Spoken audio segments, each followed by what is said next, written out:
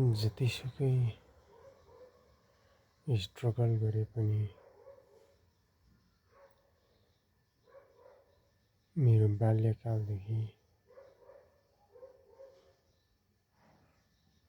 मलाई जहाँसम्म सम्झना छ त्यहाँदेखिको मेरो दिनचर्याहरू स्मरण गर्दाखेरि मैले जन्म लिएको पनि कि एक महिला एक पुरुष बीचको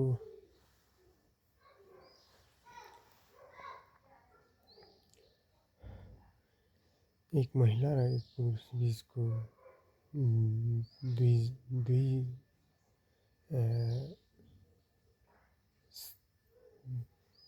एक अर्का बीचमा दुईटाको शुक्राणु मिश्रण भएर जन्मिएका र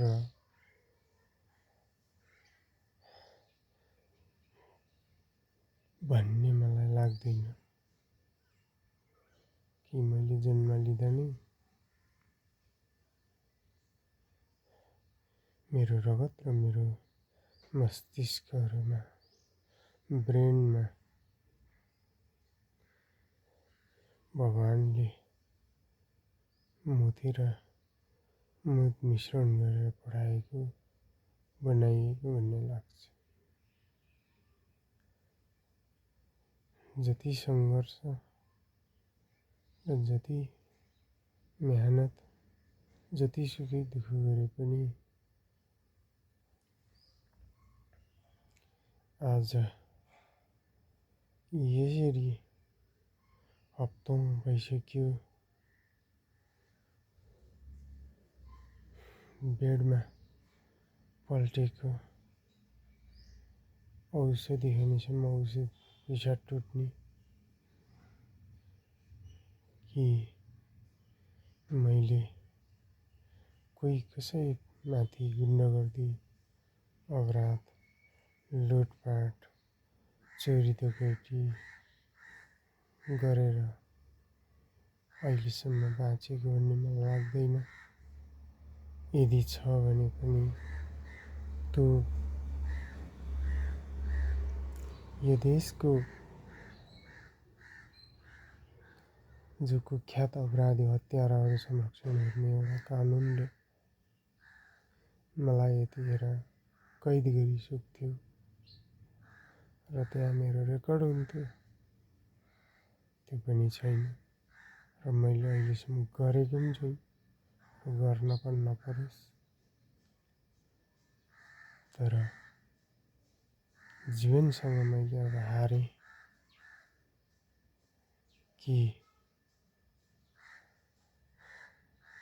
यत्रो लामो सङ्घर्ष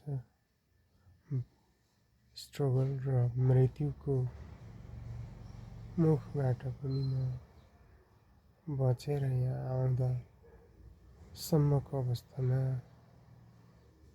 मैले कुनै दिन पनि महसुस गर्न पाएन कि शान्ति र समृद्ध कि आज यसरी पल्टिरहँदाखेरि जुन मेरो देख्ने आँखा हो सुन्निएर यस्तो भएको रहेछ र यहाँ छुँदाखेरि पनि दुख्ने भएको छ र यो आँखा दृष्टिविहीन छु। मेरो जीवनभरमा सायद यो आँखाले दृष्टि पाउला जस्तो लागेन। के हो म कहाँ जाउँ, म के गरौँ?